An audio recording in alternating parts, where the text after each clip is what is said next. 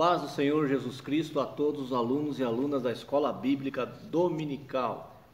Mais uma vez e com muita alegria estamos aqui para fazer um comentário, uma visão panorâmica da lição de número 7 da nossa Escola Bíblica Dominical. Nós estamos estudando sobre o livro de Jó. O livro de Jó, que tem 42 capítulos, nós estamos aí já na lição de número 7. Começamos a semana passada com a terceira parte da lição, trazendo aí os debates que aconteceu, dos amigos de Jó, tentando adivinhar o que estava acontecendo com Jó. Nós não devemos esquecer nunca que o que estava acontecendo com Jó era a permissão de Deus. Deus permitiu que Satanás tocasse nos bens, na família e na saúde física, na saúde de Jó. Mas os amigos deles não sabiam o que nós sabemos hoje, porque temos revelado na Bíblia Sagrada. Eles não tinham esse conhecimento, nem Jó, ninguém tinha. Então eles vieram para tentar adivinhar, e aí cada um fez a sua teologia. Falei na aula passada, repito, teologia é o estudo daquilo que foi revelado por Deus. Quando estudamos teologia, nós estamos organizando aquilo que já está revelado por Deus, e de maneira sistemática nós vamos aprendendo. Os amigos de Jó, Elifaz foi o primeiro, hoje é sobre Bildade, o segundo amigo. Eles fizeram as suas teologias e tiraram dessa teologia a graça e a misericórdia de Deus e trocaram pela religiosidade e pela tradição. Por isso que eles foram tão duros assim com Jó, por isso que eles acusaram e criticaram tanto o patriarca Jó. Nós estamos estudando, como eu disse, nosso quarto trimestre. A lição é a fragilidade humana e a sabedoria divina. O título da lição é a teologia de Bildade. Se há sofrimento, há pecado oculto? É uma pergunta que nós temos aqui. E muito bem escolhido a teologia, o nome sendo a teologia de Bildade, porque a teologia é mesmo dessa pessoa e não é a teologia divina. Ele até fala, ele até traz princípios de Deus, mas na hora de aplicar ele usa a sua teologia. O texto áureo, que nós chamamos de texto de ouro da lição, diz assim: se teus filhos pecaram contra ele, também ele os lançou na mão da sua transgressão. Aqui é uma acusação de Bildade, dizendo que os filhos de Jó foram mortos porque pecaram contra Deus. E nós já lemos em outras lições que a Bíblia é clara em dizer que Jó apresentava sacrifícios e oração pelos filhos dele diante de Deus, para apresentar os filhos diante de Deus. Ele apresentava dizendo que, cuidando da vida espiritual também dos filhos. A nossa verdade prática: a existência do sofrimento não quer dizer que haja pecado oculto. Já falamos isso na lição passada também. Nem todo aquele sofrimento que nós estamos passando, ou alguém que conhecemos está passando, significa que tem ali pecado oculto, que a pessoa tenha pecado, que está desagradando a Deus. Não, nem todo é. No caso dos amigos de Jó, eles afirmavam categoricamente que Jó tinha pecado contra Deus, e Jó tinha pecado oculto, por isso estava sofrendo todos aqueles revés na sua vida. Bildade fez 3 discursos. Ele começa no primeiro discurso, aqui no capítulo 8 de Jó, revoltado. Depois ele vai transformando essa revolta em acusação a Jó. Ele vai, como eu disse, tentando adivinhar por que Jó estava passando todo aquele sofrimento e aquelas percas que ele teve. A lição está dividida em 3 tópicos, e o primeiro tópico diz assim: o pecado em contraste com o caráter justo e santo de Deus. Deus é justo e reto. Quando o Bildade trouxe essa explicação falando para Jó, aqui ele estava correto, Deus realmente é justo e reto. Mas ele comete o erro quando ele ele acusa Jó de ter desobedecido a Deus, Jó de ter pecado contra Deus e por isso está recebendo a sua paga. Falamos também na lição passada que a Bíblia fala sobre a lei da semeadura, plantamos e colhemos, o retorno, a consequência, tudo isso tem na Bíblia. Mas no caso de Jó especificamente, embora eles não soubessem, não era. Mas mesmo não sendo, eles não conhecendo, o que Deus queria que eles fossem fazer lá, os 3 amigos, era consolar Jó, era ajudar Jó a sair daquela situação. Eles começaram bem, eles ficaram 7 dias e 7 noites em silêncio, vendo o sofrimento do amigo. Quando souberam do sofrimento do amigo, lá nas suas cidades, longe, se reuniram, fizeram um concerto entre os 3 e vieram visitar o amigo. Mas, na sequência dessa visita, começou então a acusação.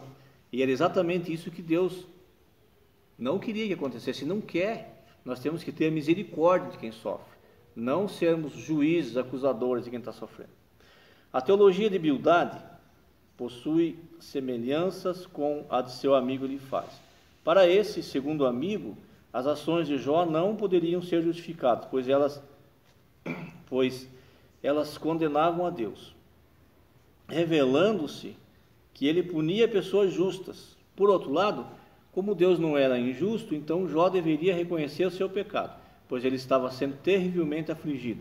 Assim, a teologia de Bildade pode ser classificada em 2 esferas, a dos maus e a dos bons. Então, Bildade de misericórdia aqui, Fabiano, meu amigo Fabiano, superintendente da Escola Bíblica Dominical, da congregação da Assembleia de Deus aqui no Veracruz, Curitiba, está aqui comigo sempre, né, Fabiano? Levando aí a Escola Bíblica Dominical para todos os lares, onde você estiver, está aí as aulas sendo preparadas. Também temos aulas presenciais aqui na igreja, e o Fabiano e o Samuel são 2 lutadores aí que não medem esforço para que a obra de Deus aconteça. Deus te abençoe, viu, Fabiano? Então, Fabiano, o Bildade está dizendo isso, o Jó tem que reconhecer que ele pecou. E até a gente pode até imaginar, a Bíblia não diz, mas nós podemos imaginar a cena, o Jó se coçando lá com um caco de telha, porque é isso que a Bíblia diz, que a doença, a enfermidade era terrível, e os amigos acusando ele de tudo. Ele não tinha mais nada, ele estava praticamente sem as pessoas fugiam dele, a esposa também, tudo, e os amigos que vieram para trazer um consolo, um conforto, um amparo, estavam dizendo: Jó, você tem que confessar o seu pecado. Mas o Jó dizia: eu não tenho nada para confessar. E eles não se contentavam com isso. O segundo subtópico diz uma compreensão limitada da natureza de Deus. Bildade traz consigo uma compreensão incompleta e limitada da natureza de Deus, o que faz com que ele pense que o sofrimento de Jó seja a consequência de um pecado oculto. E mais, aqui diz ainda assim, Fabiano, é uma teologia que destaca uma meritocracia humana no processo da justificação diante de Deus. Então, Bildade está dizendo aqui que é por merecimento. Jó, você merece a tua situação, mas se você se arrepender, confessar o teu pecado, então Deus vai agir também no merecimento, aí você vai passar a merecer de novo a bênção de Deus. Mas o mérito da nossa vida, da nossa condição, tudo é de Cristo, é o que a Bíblia diz em Romanos 5, versículo 1, diz que o mérito é Cristo, o primeiro é Cristo, é Ele. Nós estamos aqui, não é por merecimento, não merecíamos estar aqui, mas o Senhor Jesus Cristo é o nosso merecimento, Ele que nos fez, a sua graça, o seu favor imerecido é que nos faz estarmos aqui. Então, nós não temos mérito algum, nenhum. Se Deus nos deu, é por bondade e misericórdia dEle. Então, se você recebeu algo de Deus, seja na parte física, espiritual, material, enfim, saiba que foi Deus que te deu. Agora, cuidar disso, zelar por isso, é responsabilidade sua, é responsabilidade minha. Nós temos que cuidar, mas não que seja merecimento nosso, não é isso. O terceiro subtópico fala a imperfeição humana. Nós não somos perfeitos, e nem seremos, né? Filipenses capítulo 1, versículo 6, o apóstolo Paulo diz: aquele que começou a boa obra também vai terminar. E eu sempre digo, viu, Fabiano, que nós poderíamos podemos carregar uma placa aí pendurada em nós, escrito assim, em obras, porque estamos em obras. Então Deus começou a boa obra na nossa vida, Ele vai terminar. Nós não somos perfeitos e também não devemos buscar a perfeição em ninguém, porque não vamos encontrar ninguém perfeito. E se eu encontrasse alguém perfeito, assim que eu encontrasse com essa pessoa, Fabiano, sabe o que ia acontecer? Ele deixaria de ser perfeito, porque eu não sou. Então, não procure perfeição em ninguém. Nós estamos num caminho, numa estrada da perfeição, mas ainda não somos perfeitos. Seremos perfeitos quando o Senhor Jesus nos buscar e nos transformar, aí sim, num corpo que o pecado não tenha mais poder sobre ele. Mas e os amigos de Jó queriam buscar nele uma perfeição, dizendo que todo o discurso dos amigos de Jó, Fabiano, está envolto, ele está assim, nesse sentido. Jó, você tem pecado escondido, você tem um pecado oculto e precisa confessar. E o Jó dizia que não tinha. Então, esse foi o grande debate. E Jó, ele respondia, os amigos dizendo, não, eu não fiz nada. Jó fez o exame de toda a vida dele e não encontrou nada daquilo na sua passagem de vida. Ele não encontrou nada que desabonasse diante de Deus, mas ele sabia que não era perfeito. Ele sabia que ele era imperfeito. O segundo tópico fala o pecado visto como quebra da moralidade tradicional. Como eu disse, os amigos de Jó foram ter um encontro com Jó, quando ficaram sabendo da sua desventura, mas foram munidos da teologia humana, da teologia propriamente da razão, do conhecimento humano. E a Bíblia vai dizer, eu até vou abrir aqui, Fabiano, para nós ver, Isaías capítulo 55, no versículo 8, diz assim: porque os meus pensamentos não são os vossos pensamentos, nem os vossos caminhos, os meus caminhos, diz o Senhor. Então os pensamentos de Deus sobre nós não são os nossos pensamentos, e os caminhos de Deus são muito mais altos, muito maiores que o nosso. Então nós nunca vamos conseguir saber o que Deus está pensando sobre nós, não vamos saber. E os amigos de Jó, vindo com essa teologia tradicional, daquela que você faz e recebe, é por mérito, daquela que você troca, se alcança a bênção por mérito próprio, você alcança com os teus bens, você aquela barganha com Deus, né? Você traz, Deus se agrada de você, e você traz 10, Ele se agrada e te dá 100, você traz 100, Ele se agrada e te dá 1000. Isso é a teologia dos amigos de Jó, que é a que nós conhecemos hoje, que é a teologia da prosperidade, negociando com Deus. E com Deus não se negocia. E Jó sabia disso. Todo o discurso, a resposta de Jó para os seus amigos era sempre levando a Deus acima de tudo e acima de todos. Deus era para Jó sempre o maior. E Jó não fazia negociação nenhuma com Deus. E hoje nós vemos essa teologia muito por aí, né, espalhado pelas igrejas, que aí é interessante, Fabiano, que se a pessoa não alcança, se a pessoa ele levou lá o patrimônio dele lá tal e depositou lá na denominação. E aí se ele não alcança, sabe qual é a resposta que ele tem? Olha, você está em pecado, você tem que se consertar. Deus não atendeu o teu pedido, porque agora é entre você e Deus. Você já trouxe aqui o teu bem, está aqui comigo, está guardado, já está no cofre, agora se vira, é entre você e teu Deus. Ora, isso não é teologia bíblica, isso é teologia humana. Isso é usurpar os bens das pessoas. E os amigos de Jó tinham esse pensamento. Eles vieram com esse pensamento para Jó, dizendo que Jó tinha... Aliás, esse pensamento quando nós vimos no primeiro capítulo, era o pensamento de Satanás também, né? Quando ele encontra com Deus. Ele fala, Jó só Deus fala, olha, está vendo meu servo Jó, ele é reto, ele se desvia do mal, ele é um homem honesto, íntegro. Aí o diabo diz para Deus, ele só é tudo isso porque você dá para ele riqueza, bens, família, saúde. Tira tudo isso e vamos ver se ele continua sendo íntegro. E ele continuou sendo íntegro. Então a teologia da prosperidade vem lá de Satanás já, viu, Fabiano? Já vem de lá. Já é um pensamento do diabo. Se Deus deu, eu tenho, então está tudo bem. Se eu deu algum problema na minha vida, eu estou com pecado, eu estou com...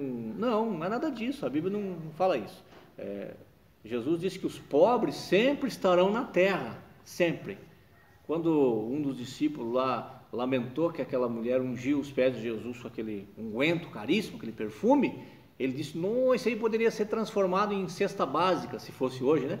Poderia ser transformado em ajuda para os pobres. Aí Jesus falou, não, eu estou aqui por pouco tempo, os pobres vão estar sempre no meio de vocês, vocês podem ajudar outro dia, vai ter como ajudar.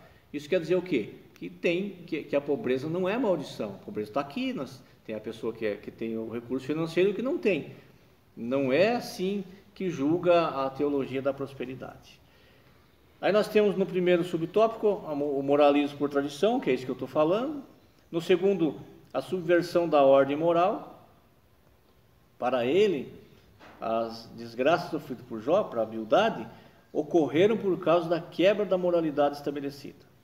Com o entendimento de Bildade, era o de que o universo é controlado por leis morais inflexíveis. Ao quebrá-las, Jó sofreu as consequências da mesma forma que sofre quem quebra a lei da gravidade. Nesse aspecto, praticar a justiça é se ajustar à dinâmica dessas leis morais. Bildade acreditava que de nada adiantava Jó achar que os maus prosperavam, pois isso era apenas ilusão.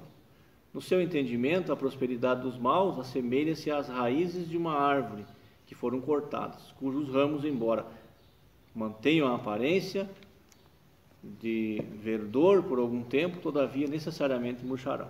Esse é o pensamento de Bildade, pura a teologia da troca, da negociação. Aí nós temos aqui, contemplando a cruz, Jó estava sempre com o seu pensamento em Deus, com a sua direção em Deus. Ele havia sofrido todo aquele abalo que ele sofreu, perdendo filho, perdendo casa, perdendo todo o seu patrimônio. Mas ainda assim, ele não tirava os seus olhos de Deus. E tinha um conhecimento, ele entendia que ele não tinha nada, ele veio sem nada para esse mundo e desse mundo também iria sem nada.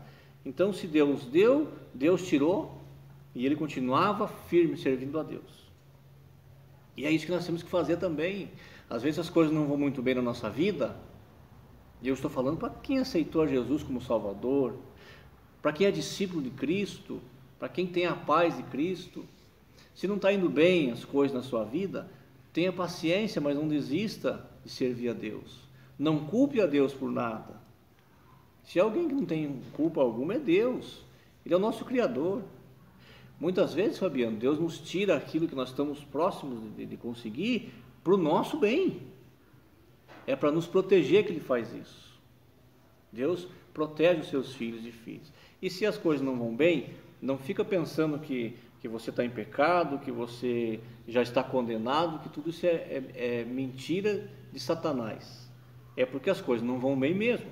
Às vezes acontece um problema na vida financeira, acontece uma enfermidade que chega de repente, e isso acontece, é coisa da vida.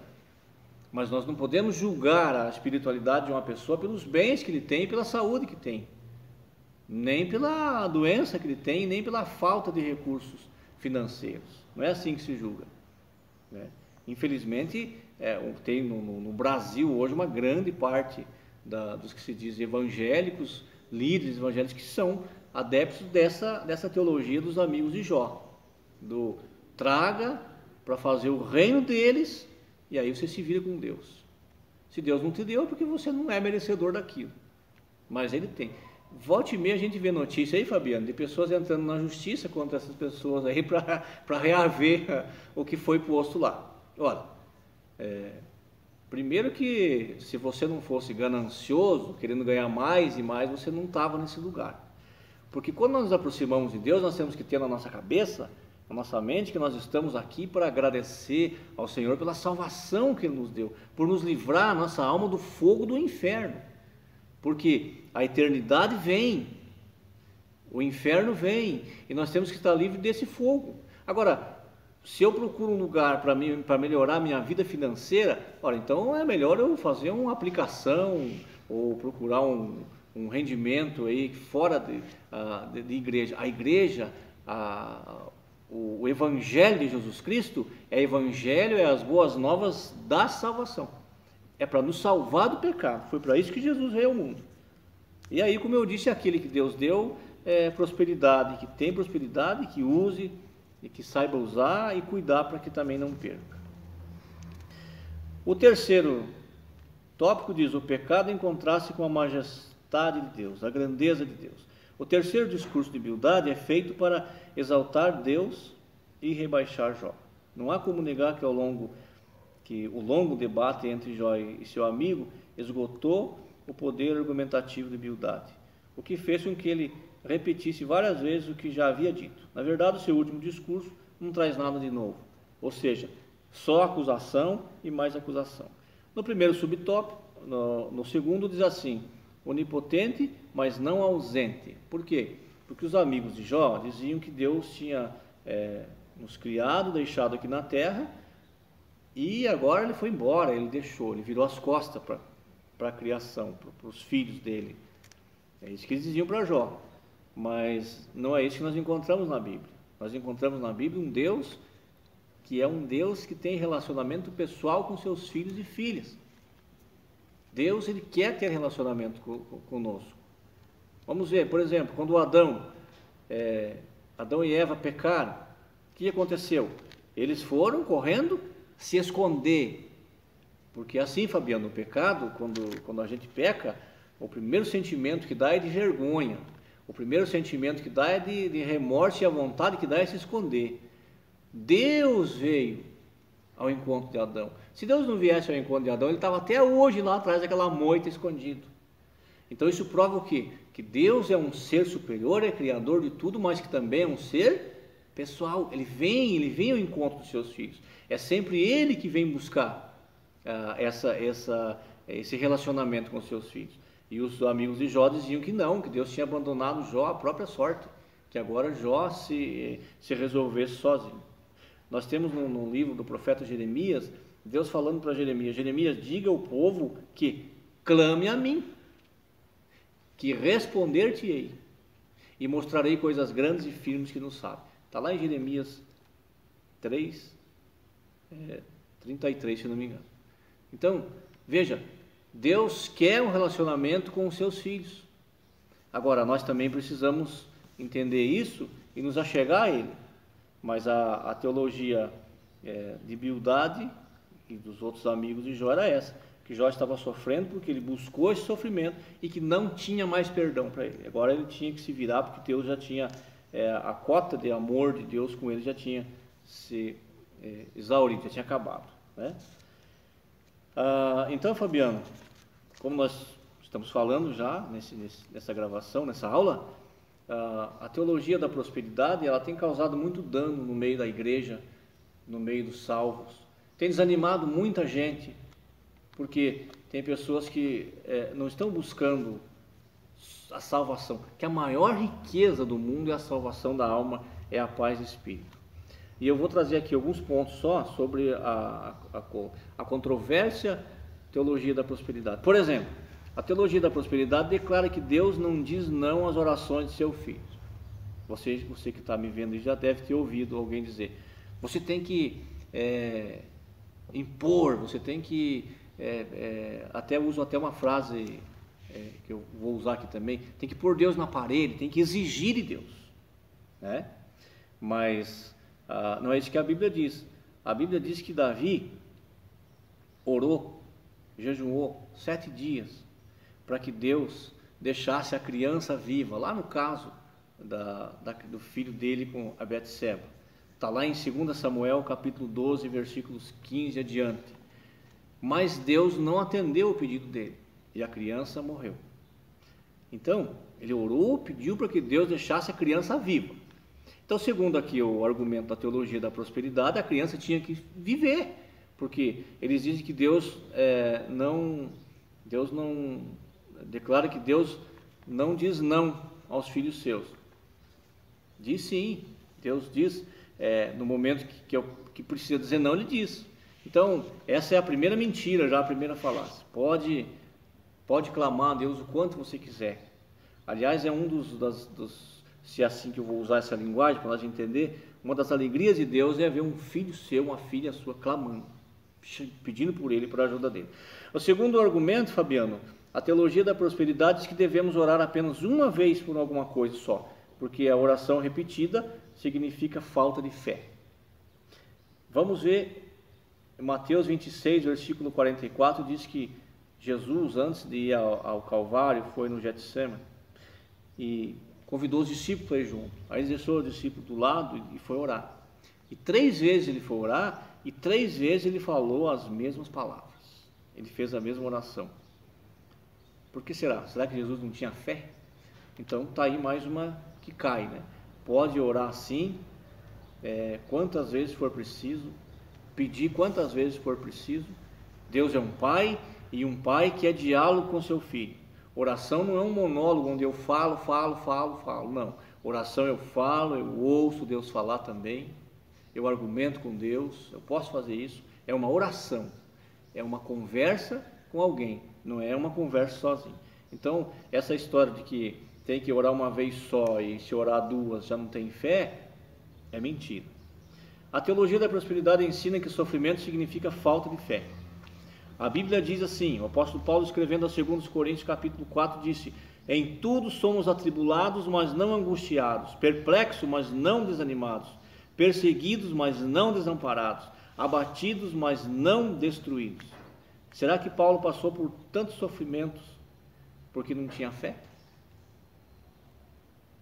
É para nós pensar. Então, Deus quer de nós um coração contrito, uma alma contrita, que saiba reconhecer que Ele é Deus, que saibamos chegar na presença dEle e nos despir dessa pessoa, tirar todas as máscaras e clamar a Ele com o coração. É isso que Ele quer, é isso que Deus quer. É evidente, Fabiano, que nós temos o nosso compromisso com a igreja, com a obra de Deus, com o ministério, com tudo isso, todo mundo sabe, né? Aqui mesmo agora, para nós estar fazendo essa aula, tem gasto, nós estamos gastando, tem a luz, tem tudo. Então é claro que nós temos que ajudar na obra de Deus, mas o que eu estou tentando passar para você, dizer para você, dentro da Bíblia aqui, é que Deus não pede nada, Ele não está negociando. Não é você que vai trazer X para ganhar tanto, não é isso. Deus quer o seu coração contrito, quer o seu coração pronto para que Ele possa assim construir dentro do seu coração, do seu entendimento, a vida que Ele quer para você e para mim. Vou repetir o que disse numa aula por aqui, Fabiano. Tem muitas pessoas que são crentes fiéis a Deus, sempre foram. São pessoas íntegras e justas na presença de Deus, mas que vão passar por essa terra e vão morrer sem ter uma casa própria, sem ter um emprego muito bom, sem ter muita coisa que a teologia essa do dinheiro aí traz e quer proporcionar. Tem, por quê? Porque ele sabe, ele é rico, ele tem a maior riqueza que é a salvação dele. E, como eu disse, quem tem é para ajudar quem não tem. A vida é assim, é um ajudando o outro. Esse é o pensamento de Deus. Então não desanime, não tenha nenhum tipo de pensamento contrário, porque talvez você está passando por uma situação, acabou perdendo alguma coisa, ainda mais em época que nós estamos passando aí de pandemia e tanta coisa, mas fica firme com Jesus, que Ele vai te guiar, te recompensar, te ajudar. Repito aquela frase que eu sempre digo: com Deus é assim, pode não sobrar, mas também não vai faltar. Deus abençoe a todos.